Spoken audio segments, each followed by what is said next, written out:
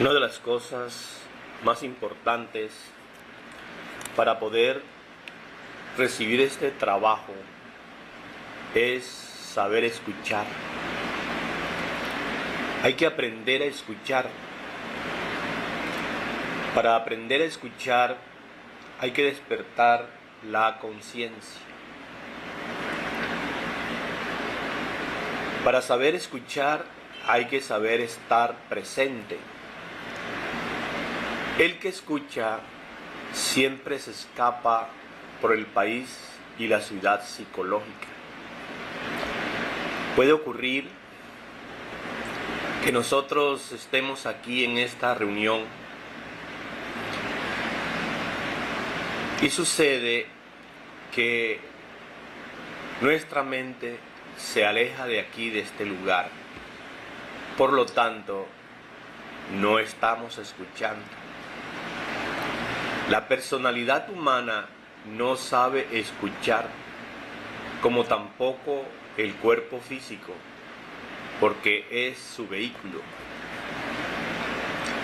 La gente está llena de sí misma, de sus orgullos, de sus facultades, de sus teorías, etc.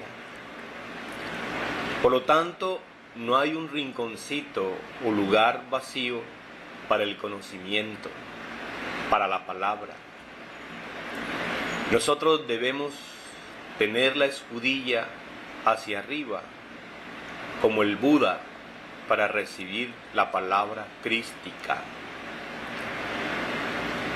Escuchar psicológicamente es muy difícil. Hay que aprender a estar atento para saber escuchar. Hay que volverse más receptivo para la palabra. La gente no recuerda sus existencias anteriores porque no está en su casa psicológica, porque está fuera de ella.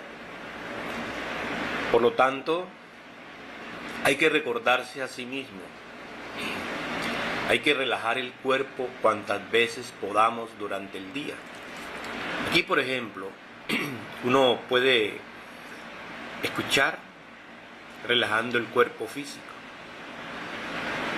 Desafortunadamente, vivimos en un mundo de muchas tensiones, un mundo donde nosotros nos identificamos muy fácilmente con las circunstancias, con los eventos, con los acontecimientos. Esa identificación nos lleva pues a tener un cuerpo físico siempre tensionado. Pero estemos donde estemos, es indispensable que nosotros pues relajemos el cuerpo físico. Hay que aprender a relajar el cuerpo físico. Primero que todo, relajado el cuerpo físico, es obvio que eso nos permite pues no escaparnos de la ciudad interior. ¿Por qué sucede que cuando nosotros estamos tensionados, siempre vamos a esos lugares que nos ocasionan preocupaciones, nos ocasionan temores, y por ahí pues nos escapamos? Pero cuando empezamos a relajar el cuerpo físico, entonces estamos pendientes de sí mismo, no nos estamos olvidando de sí mismo, y eso es algo fundamental. Por olvido del ser, la gente comete muchos errores. Grandes cosas le suceden a uno cuando nos recordamos a nosotros mismos. Eso hay que comprenderlo. Es necesario observar, pues, que todos los errores que hemos cometido en la vida se deben a que nos hemos olvidado del cuerpo físico. Nos hemos olvidado de nuestra psiquis. Nos hemos olvidado, pues, del mundo exterior. Y como secuencia o corolario vienen los problemas, donde se cometen los errores. Consultar es necesario, pero lo importante es saber escuchar. Para saber escuchar hay que tener los 5 centros: el emocional, el intelectual, el motor, en suprema atención. Desafortunadamente, nosotros hemos recibido una falsa educación que nos impide escuchar, porque la falsa educación daña los 5 centros de la máquina humana. Observen ustedes que la educación que se nos da en la escuela, en el colegio, en la universidad, hoy pues llamados centros educativos, dañan al centro intelectual. Todo se lo recargan al centro intelectual. No hay una educación a los demás centros. Así que generalmente cuando uno está en la edad escolar y asiste a estos lugares, uno se olvida de los demás centros y va dándole una información al centro intelectual, y este centro intelectual se va desequilibrando. Como quiera pues que tiene que robarle energía a los demás centros, entonces definitivamente pues viene el desequilibrio total de cada uno de nosotros. Hay que escuchar con la mente espontánea, libre de supuestos mentales, libre de teorías y preconceptos. Hay que abrirse a lo nuevo con la mente integral, con la mente no dividida por el batallar de las antítesis. Ese es algo muy importante, porque nosotros siempre estamos pues metidos dentro de ese batallar: alto, bajo, negro, blanco, grande, pequeño, etcétera, etcétera, etcétera. Tenemos que tener en cuenta en nuestro trabajo un asunto muy importante, que es la palabra. La palabra debe salir del corazón, no de los distintos agregados psíquicos que poseemos. Si nos vamos a referir a los grupos gnósticos, donde hay un director, donde posiblemente hay un misionero o un sacerdote, hemos observado con profundo dolor que cuando alguien habla, la palabra sale desgraciadamente no de las profundidades del ser, sino de entre el fondo de cualquier agregado psíquico inhumano. La palabra brotada exclusivamente de la esencia, no habría nada que objetarle. Sería pura, perfecta, pero las gentes tienen distintos agregados psíquicos muy desarrollados. Así es que cuando los sacerdotes gnósticos, cuando los directivos del santuario en general, cuando los misioneros, instructores, se dirigen a la Grey, lo hacen casi siempre con el propósito de lanzar alguna ironía contra alguien, de humillar a alguien, de insultar a alguien. Es decir, allí la palabra no nace de la esencia pura, no brota del ser, sino que deviene de entre el fondo de algún yo, de algún ego, y por ello esa palabra no es espontánea, no es pura, no produce un efecto creador. Por lo común,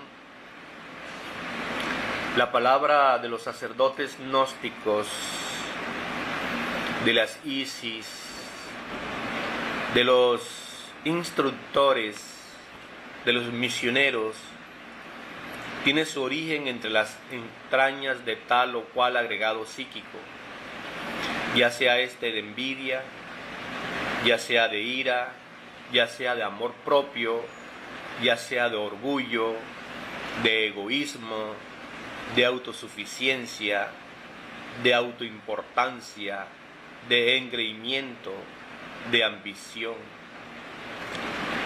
Nunca con dolor se ve que la palabra brote de las entrañas del ser, y esto es lamentable. Cuando la palabra surge de entre las profundidades del ser, está llena de plenitud y de belleza interior. Pero cuando la palabra surge de las entrañas de tal o cual agregado psíquico, pues está acondicionada por el mismo.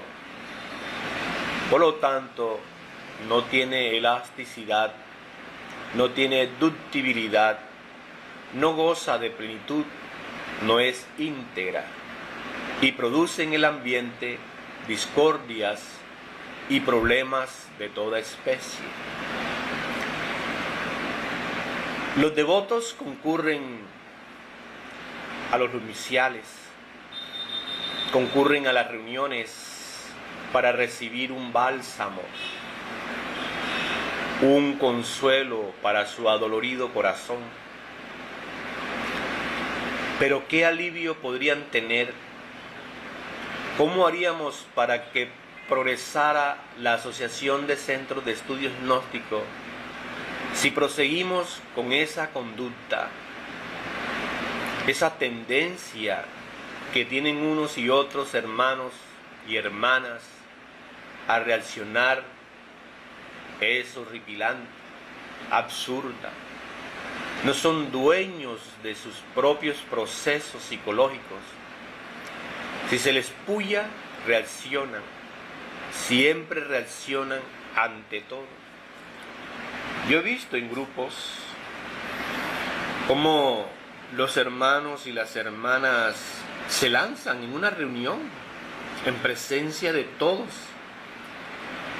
Alguien dice algo sobre determinado proyecto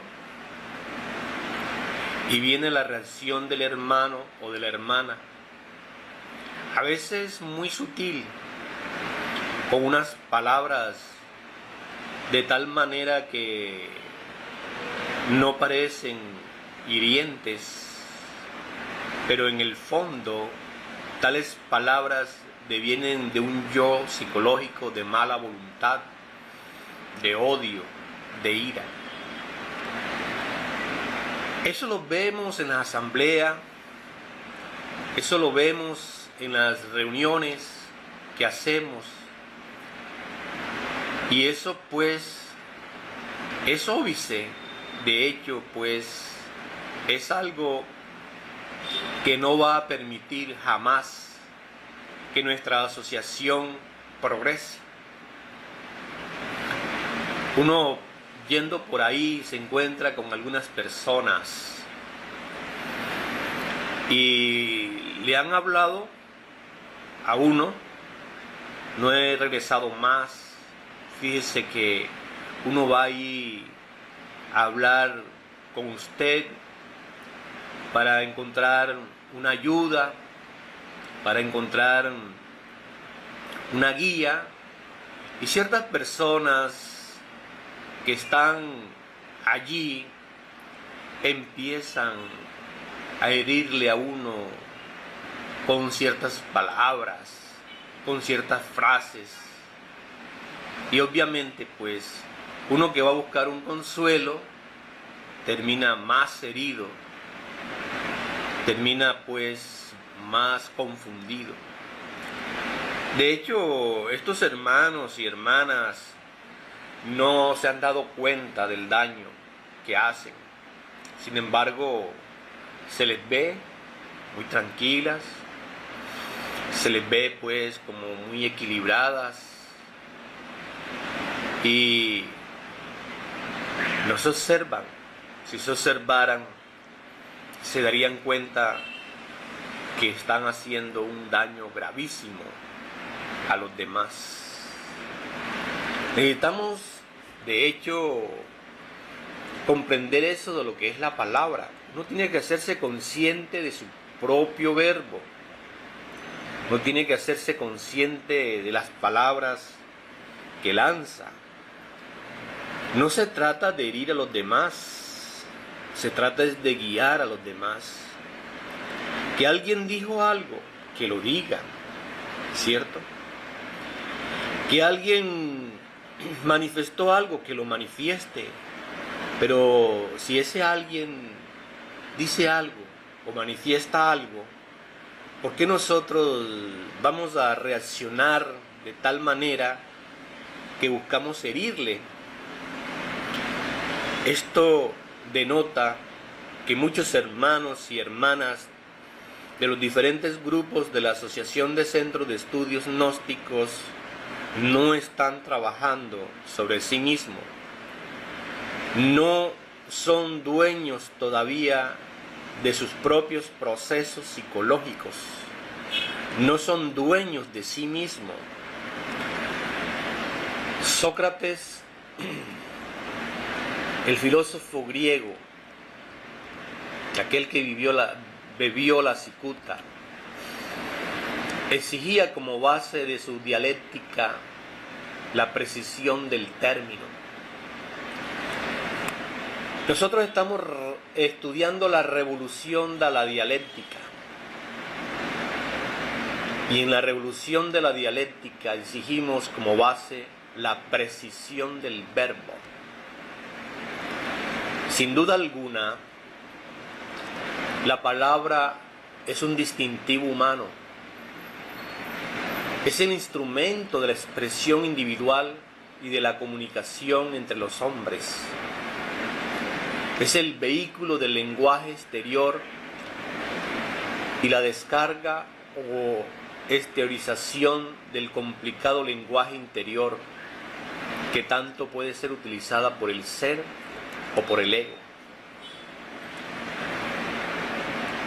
En el diálogo, el libro de Platón, Fedón, uno de los personajes de esta obra magna,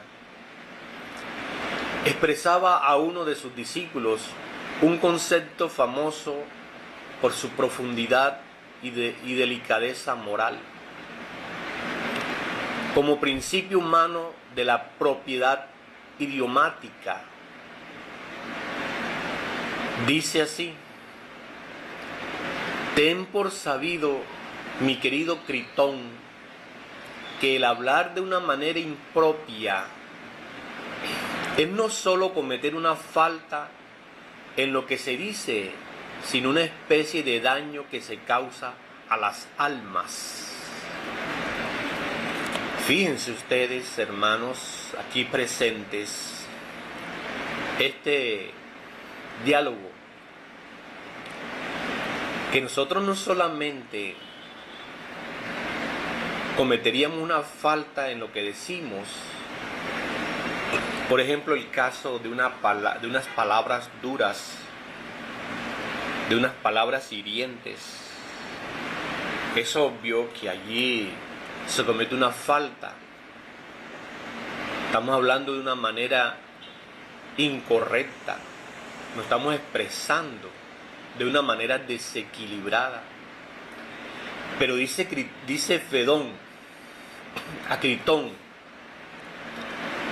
que allí se le está ocasionando una especie de daño a esas almas, o a esa alma que nosotros queremos lanzarle una puya, una indirecta, un insulto, etc. Parece que los hermanos y hermanas no se han hecho conscientes de lo que es el verbo. Observemos lo que dice el Evangelio de San Juan. Muchas veces lo he dicho, que tenemos que mirar ese extraordinario prólogo, por decirlo así, del Evangelio de San Juan. En el principio era el verbo. El verbo estaba con Dios. El verbo era Dios. Una de las cosas que siempre uno se preguntaba cuando era niño, ¿quién es Dios? Fíjense, el verbo es Dios. Con el verbo los grandes maestros crean.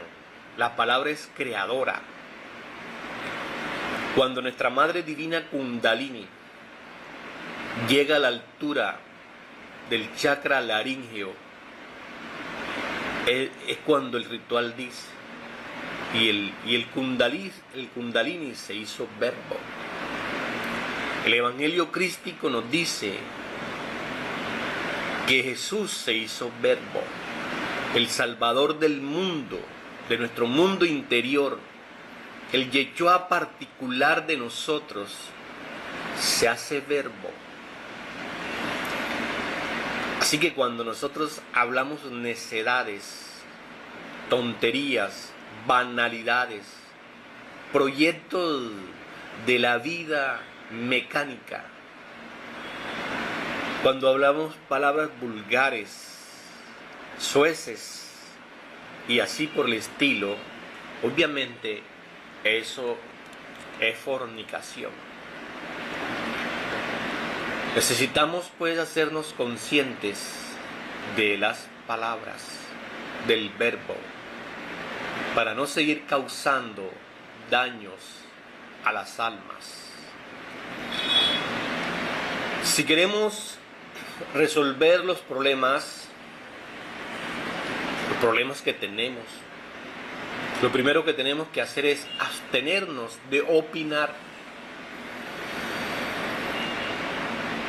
Toda opinión puede ser discutida. Los problemas se resuelven es meditando en él. Es necesario resolverlo con la mente y el corazón. Por eso necesitamos aprender a pensar por nosotros mismos. Es absurdo repetir como loros las opiniones ajenas.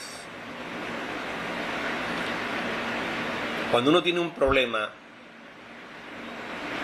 uno empieza a razonar. El razonamiento sobre el problema es, como dice la gente por ahí, echarle más leña al fuego. El razonamiento mental hace que el problema se vuelva terrible. Lo importante es meditar en el problema. Problema económico, problema sentimental, problema social, problema familiar. Necesitamos meditar en ese problema. Por eso decimos pensar por nosotros mismos, porque quien medita aprende a pensar por sí mismo. Pero cuando uno tiene un problema, recurre al psicólogo, recurre al sacerdote, recurre al obispo, recurre al presidente. Eso es absurdo, porque es nuestro problema y ese problema debemos resolverlo por sí mismo. Es obvio que cuando uno va eliminando el ego, el yo psicológico, van desapareciendo los procesos opcionales de la mente. Miren ustedes, opinión. ¿Qué es una opinión? Es la emisión de un concepto por temor de que el otro sea el verdadero, y esto indica ignorancia. Es urgente aprender a no identificarse con los problemas. Es necesario autoexplorarnos sinceramente y luego guardar silencio mental y verbal. ¿Cuán lejos estamos nosotros de comprender, pues, la necesidad de hacernos conscientes de la palabra? Miremos lo que es la deformación de la palabra. ¿Qué produce el sonido del cañón?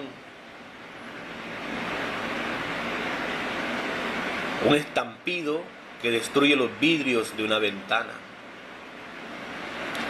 Igualmente, una palabra suave apacigua la ira o la rabia, pero una palabra grosera, inarmónica, produce enojo, produce melancolía, tristeza, odio, deseo de venganza, de revanchismo, etc. Se dice que el silencio es oro, pero es mejor decir, es tan incorrecto hablar cuando se debe callar como callar cuando se debe hablar. Muchas veces uno ha debido hablar, pero como uno no sabe cuándo debe hablar y cuándo debe callar, entonces cuando debe hablar no habla y cuando debe callar no se calla. Eso trae problemas espantosos en la vida práctica. Pero si nosotros nos hiciéramos conscientes de la palabra, del verbo, manejaríamos extraordinariamente esa facultad maravillosa. Hay silencios delictuosos, hay palabras infames. Uno debe calcular la nobleza, debe calcular el resultado de las palabras habladas, pues muchas veces se hiere a otros con las palabras en forma inconsciente. Hay palabras llenas de mala intención que de hecho producen fornicaciones en el mundo de la mente. Las palabras arrítmicas engendran violencia en el mundo de la mente cósmica. Observen dos contendores hiriéndose mutuamente. Fíjense cómo se van identificando el uno y el otro con esas palabras inarmónicas, grotescas, y terminan en un estallido de ira, donde a veces el uno mata al otro. Miren ustedes también ese fenómeno que suele presentarse por estos tiempos de guerras, de conflictos de toda índole, conflictos belicosos. Dos corrientes, dijéramos gobernantes y subversivos, quieren ponerse de acuerdo, quieren firmar unos tratados de paz. Pero el gobernante muchas veces toma la palabra para insultar, para herir, es decir, para decir todo lo contrario, con hechos de que quieres la guerra y no la paz. A su vez, los subversivos, también tomando la palabra, lanzan cosas horribles contra los gobernantes. Sin embargo, ellos tienen las buenas intenciones de hacer la paz. Pero ¿cuál paz se puede hacer si nunca saben manejar la palabra? En realidad, de verdad, jamás se debe condenar a nadie con la palabra, porque nunca se debe juzgar a nadie. La maledicencia, el chisme y la calumnia han llenado al mundo de dolor y amargura. Ahora, fíjense ustedes en esta cuestión de la calumnia. Una persona puede calumniar a otro y lo hace tal vez porque está identificada con esa persona, porque la defraudó, porque la engañó, porque le robó, o porque simplemente no le cae bien, le cae gorda. Pero otras personas que escuchan esa calumnia, esa difamación, ese chisme, propagan lo que está diciendo el calumniador.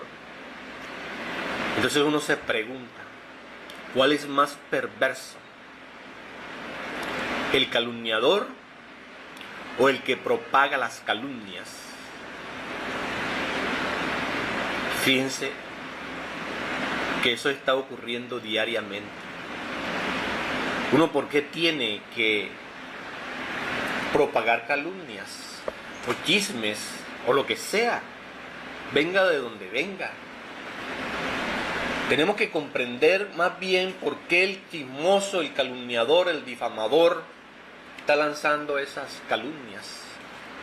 Esto nos lleva a esa anécdota del filósofo Sócrates.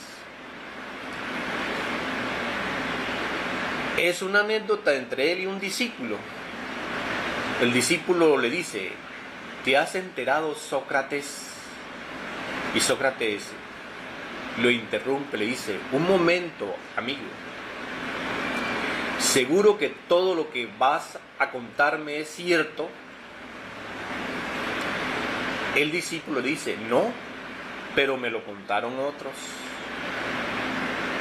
Luego Sócrates le dice: entonces no valdría la pena repetirlo, a menos que se tratara de algo bueno. Y le pregunta: ¿satisface los criterios de la bondad? El discípulo le responde: no, todo lo contrario. Y Sócrates dice: y dime, ¿es necesario que yo lo sepa para evitar el mal a otros? El discípulo dice: realmente no. Entonces remata Sócrates diciendo: bien, en tal caso, olvidémoslo. Hay en la vida tantas cosas que valen la pena. ¿Para qué molestarnos con algo tan despreciable que ni es verdad, ni bueno, ni útil? Entonces, ciertamente, pues, eso es algo importante. ¿Por qué tenemos nosotros que propagar chismes? Cuando nosotros somos unos propagadores de chismes, calumnias e infamias,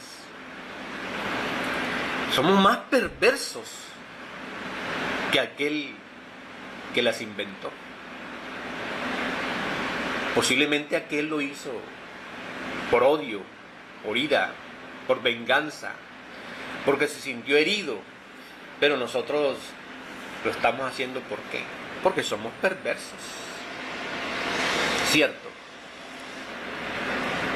Así pues que esto se acabaría si trabajamos con la superdinámica sexual. Hay que comprender que las energías creadoras están expuestas a toda clase de modificaciones. Estas energías de la libido pueden ser modificadas con poderes de luz o de tinieblas. Todo depende de la calidad de las palabras. Hermanos y hermanas aquí presentes, uno tiene que comprender dónde es que está. Porque si de verdad estamos trabajando con la superdinámica sexual, que tener mucho cuidado con nuestro verbo, con la expresión de nuestras palabras, porque necesitamos calidad tanto en la fuerza sexual como en las palabras. Sin duda alguna, el hombre perfecto habla palabras de perfección. El estudiante gnóstico que desee seguir por el camino de la revolución de la dialéctica debe habituarse, por decirlo así, a controlar el lenguaje. Debe aprender a manejar la palabra. Dice el Evangelio crístico: no es lo que entra por la boca lo que hace daño al hombre, sino lo que sale. No hay duda alguna que la boca surte la injuria, la intriga, la difamación, la calumnia, el debate. Todo esto es lo que perjudica al hombre.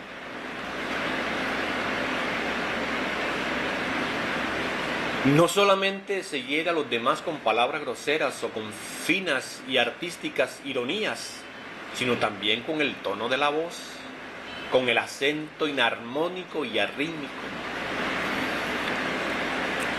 Hay un fenómeno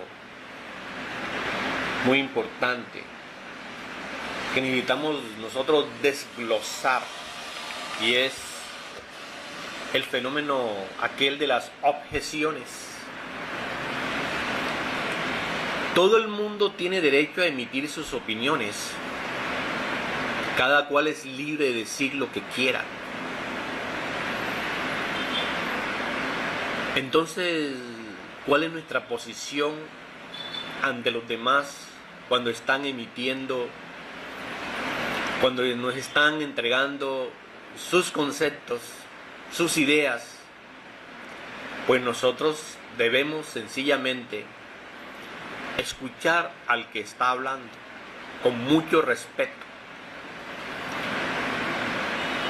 Terminó de hablar, nos retiramos. Pero ¿qué sucede? Nosotros no procedemos así.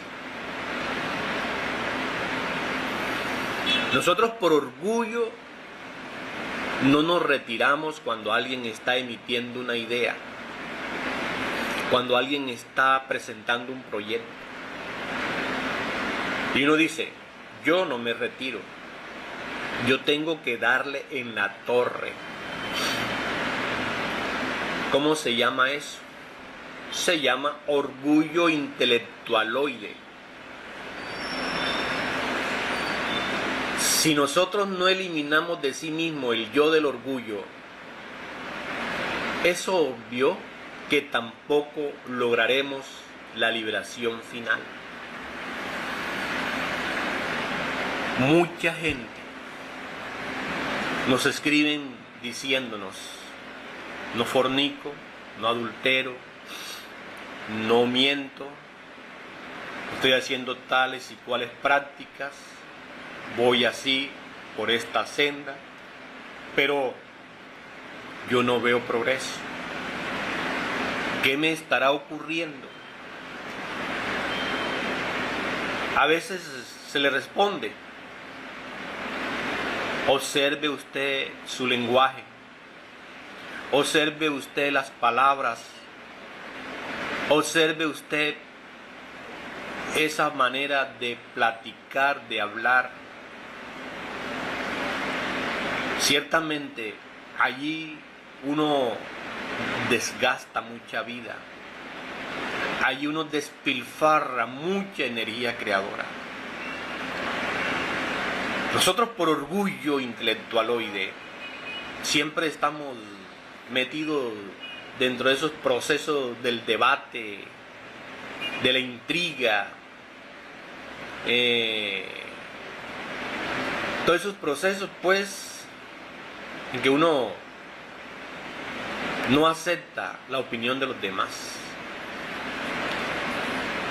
En realidad, lo mejor es que cada cual diga lo que tiene que decir y no le pongamos objeciones. Por la simple razón de que cada cual es libre de decir lo que quiera. Nosotros tenemos que mirar que la palabra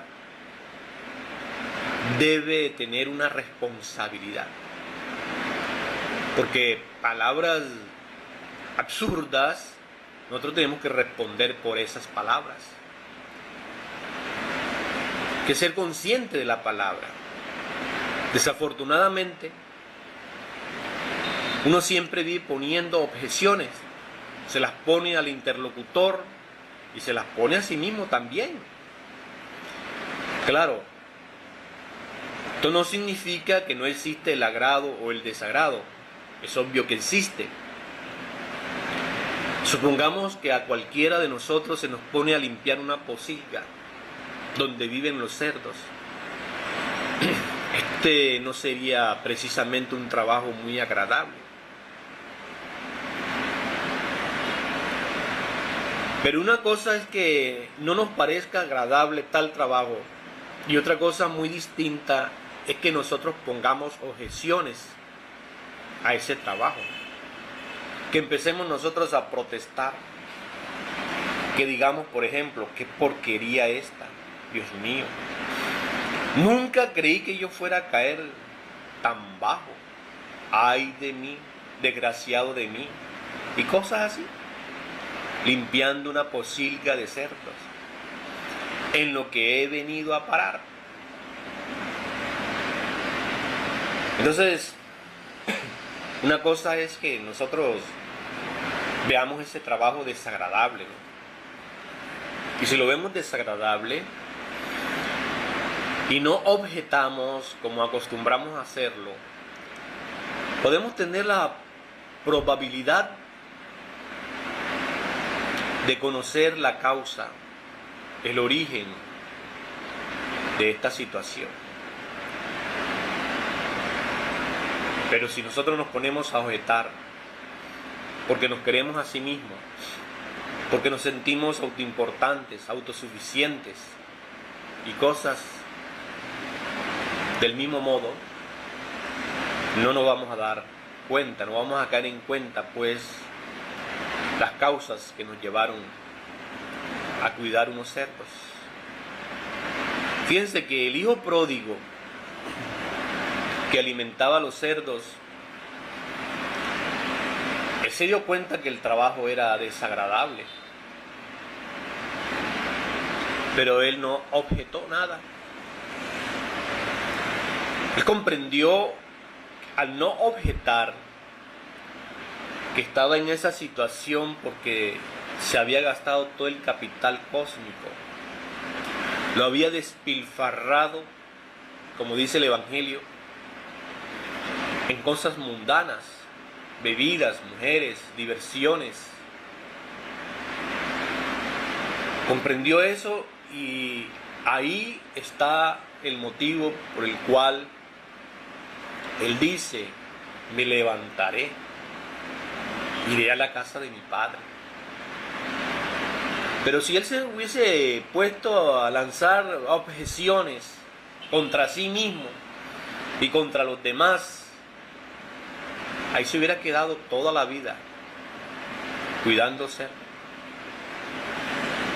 Porque cuando uno objeta lo que le está sucediendo a uno, lo único que uno consigue es fortificar completamente los yoes de la ira, del amor propio, del orgullo, etc.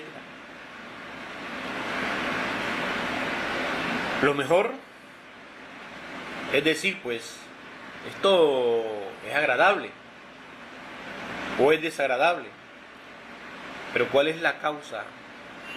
¿Cuál es el motivo intrínseco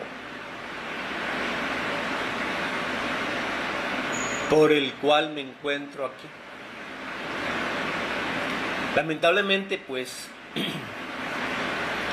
cuando uno se encuentra en una situación grave, empieza a objetar. Y se dice uno, yo sí soy bruto, yo sí soy de mala, yo sí soy estúpido. O dice uno, nadie me ayuda. Yo que soy tan buena persona, mire, nadie me ayuda. ¿Qué de mala sois? Así no se llega a ninguna parte. Así no se va a ningún trabajo psicológico serio sobre sí mismo. Miremos ahora otro fenómeno. El caso de una persona que en principio nos desagrada. ¿Qué dice uno de esa persona? Esa persona me cae gorda. Pero observemos algo. Una cosa es que nos desagrade y otra cosa es que nosotros estemos poniendo objeciones a esa persona, que estemos protestando contra ella, que digamos que esa persona me cae mal, esa persona es un problema, y estemos buscando subterfugios para apuñalarla, para eliminarla. Entonces, con las objeciones lo único que conseguimos es multiplicar la antipatía en nosotros, robustecer el odio, robustecer el yo del egoísmo, el yo de la violencia, el yo del orgullo. Entonces, cuando una persona nos cae mal, nos cae gorda, eso es terrible, ¿no? Porque cuando una persona nos cae gorda, mal, haga lo que haga esa persona, está mal. Si esa persona habla, la criticamos. Mira esa persona lo que habló, mira cómo habla. Si esa persona se calla, dice, fíjese, ni habla siquiera. Si esa persona se viste de smoking, decimos, fíjese, ¿cómo se viste esa persona? Qué horrible es esa persona. Y si se viste de harapos, también la criticamos. Entonces, ¿cómo hacer en este caso que una persona no nos es grata? En la gnosis existe un principio que dice que debemos conocernos a sí mismos para ver por qué una persona no es grata para nosotros. Podría ocurrir que esa persona esté exhibiendo algunos de nuestros defectos psicológicos que poseemos. Uno tiene el yo del amor propio adentro. Y si alguien exhibe alguno de esos defectos interiores, pues obviamente ese alguien nos cae mal. Uno a veces critica a muchas personas, dijéramos a personas que son vulgares en el manejo de la palabra, y eso nos cae mal y las criticamos. Pero eso que le criticamos a esa persona es un yo psicológico que llevamos en nuestro interior. Resulta que la mente le gusta esconder los yoes de los demás y de sí mismo. Por ejemplo, nosotros tenemos yoes asesinos, pero cuando nos estamos interrelacionando con alguien, aparecemos como gentes pacíficas, nobles, bondadosas. Y allá están los yoes asesinos.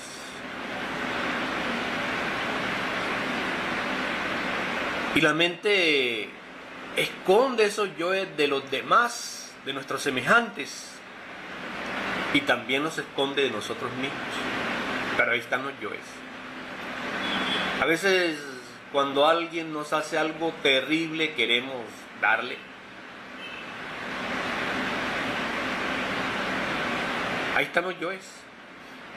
Pero cuando vemos a una persona acá en el mundo exterior que tiene esas mismas características, la criticamos, le caemos a picotazos. Entonces está ocurriendo ese fenómeno de que alguien está exhibiendo uno de nuestros yoes y nosotros no nos gusta de ninguna manera estar en la picota pública. A nosotros no nos gusta de ninguna forma que los demás nos vean tal como somos. Nosotros tenemos esa situación de aparentar.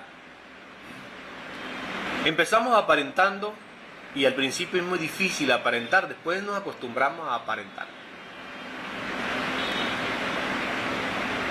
Entonces, ¿qué puede hacer uno cuando está ante ese caso? Uno, en vez de estar poniendo objeciones sobre esa persona, protestando, riñendo, mejor debemos autoexplorarnos para conocer cuál es ese elemento psíquico que cargamos interiormente y que origina esa antipatía. El caso ese que muchas veces hemos comentado de aquel paciente que fue donde el psicólogo y le dijo: Señor, vengo aquí porque fulano de tal, le citó nombres y apellidos, me cae muy mal. El psicólogo, un verdadero psicólogo, le dijo: obsérvese usted. El paciente respondió: pero ¿para qué la voy a observar? ¿Y para qué me voy a observar si yo conozco a esa persona? En verdad, pues, uno dice: esa persona me cae mal porque es vulgar, porque es grosera, porque es mal hablada, porque es ordinaria, porque es patán. Pero uno, en vez de estar poniéndole objeciones a esa persona, lo mejor sería autoobservarnos. Indubitablemente, si nosotros descubrimos ese elemento que le tiene bronca a esa persona, que la criticamos y le ponemos objeciones, la antipatía cesa. Si disolvemos ese elemento, se acaba, se reduce a polvareda cósmica. Pero si nosotros, en vez de investigarnos a sí mismos, ponemos objeciones, protestamos, tronamos, relampagueamos contra ese alguien, ¿qué va a suceder? Vamos a robustecer el ego, el yo. Eso es indudable. Así pues, dentro del mundo del intelecto, no hay duda que siempre estamos poniendo objeciones. Las objeciones producen la división intelectual. Se divide la mente entre tesis y antítesis y se convierte en un campo de batalla que destroza el cerebro. Observen ustedes cómo esas gentes que se dicen intelectuales están llenas de extrañas manías. Algunos se dejan el pelo alborotado, otros se rascan espantosamente, y así hacen 50.000 payasadas. Todo eso es producto de una mente más o menos deteriorada, destruida por el batallar de las antítesis. Bien sabemos que si a todo concepto le ponemos nosotros una objeción, termina nuestra mente riñendo sola. Ven la gente cómo hablan por la calle, van peleando por la calle, ellas solas, no se asombra, van discutiendo solas. ¿Qué llevan esa gente allá en su interior? Le van poniendo objeción a algo o a alguien y van peleando solas. ¿Quién no ha visto ese fenómeno? Todos lo hemos visto. Y es más, a nosotros nos ha sucedido eso. De una u otra manera, fuerte o suave, nos ha ocurrido esa cuestión. De pronto decimos, lanzamos una palabra y uno le pregunta, y nos preguntan, bueno, ¿y con quién estás hablando? No, estoy acá pensando en voz alta. Nada, que está allí dando la mente, riñendo, peleando, discutiendo, debatiendo, poniendo objeciones a algo. Entonces, como consecuencia de todo esto, vienen las enfermedades al cerebro, las anomalías psicológicas, vienen esos estados depresivos de la mente. Ese es el origen del nerviosismo. Todo esto destruye órganos muy delicados, como los del hígado, los del corazón, el páncreas, el vaso. Así que uno dice, bueno, como las cartas que uno recibe, no fornico, no adultero, no miento, trato de ser buen ciudadano, buen padre, etcétera, etcétera. Pero ¿ha observado usted el mundo ese intelectual en que vive?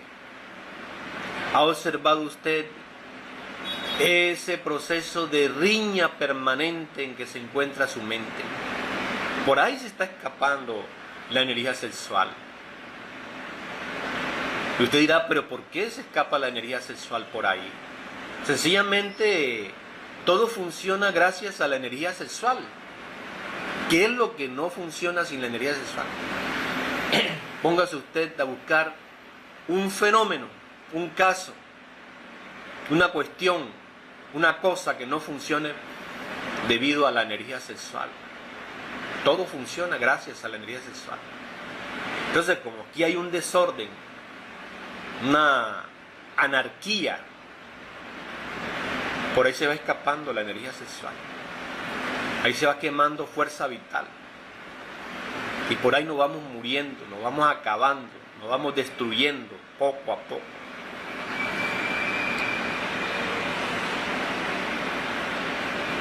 Pero si nosotros aprendemos a no estar haciendo objeciones,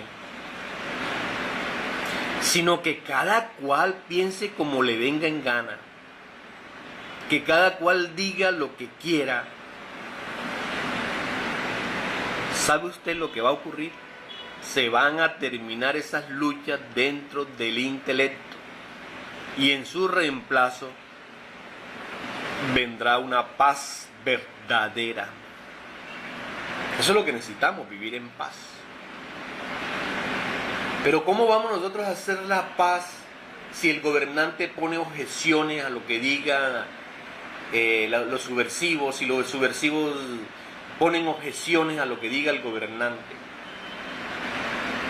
Eso, en ellos se va a multiplicar el odio, en ellos se va a multiplicar el egoísmo, en ellos se va a multiplicar la venganza. Pero si no ponemos objeciones, nosotros nos vamos a llenar de una paz, la paz verdadera, que es la paz del corazón tranquilo. Lamentamos que la gente no sepa vivir inteligentemente, porque la mente de las pobres gentes se están riñendo a todas horas. riñen entre sí espantosamente. Y eso nos conduce por un camino muy peligroso, camino de enfermedades al cerebro, de enfermedades a todos los órganos, destrucción de la mente. Muchas células son quemadas, destruidas inútilmente. Los invitamos, hermanos y hermanas, a vivir en santa paz. Y esto solo lo lograremos si acabamos con las objeciones. Hagámonos conscientes en esto, que cada cual diga lo que quiera, piense lo que le venga en gana, que cada cual se haga responsable de sus palabras, porque si nosotros vamos a lanzar unas palabras duras, nosotros tenemos que responder por esas palabras duras. ¿Ante quién? Ante la gran ley, ante la ley de causa y efecto. Por eso dice el Evangelio de nuestro Señor el Cristo: no juzguéis para que no seas juzgado. Con la misma intensidad que juzgas, serás juzgado. Entonces, es importante tener en cuenta eso. Nosotros no debemos poner objeciones. Y así ustedes se van a dar cuenta que marcharemos como debe ser, conscientemente. Así pues, hay que aprender a vivir. Ahora bien, esta anomalía de estar siempre poniendo objeciones con todos sus distintos yoes y sus situaciones psicológicas, es posible estudiarla a través de la meditación interior. Los invito, hermanos y hermanas, a meditar. Sin meditación no hay conocimiento directo. Sin meditación no podemos hacernos conscientes de sí mismos y de los demás. Hasta aquí pues la clase del día de hoy.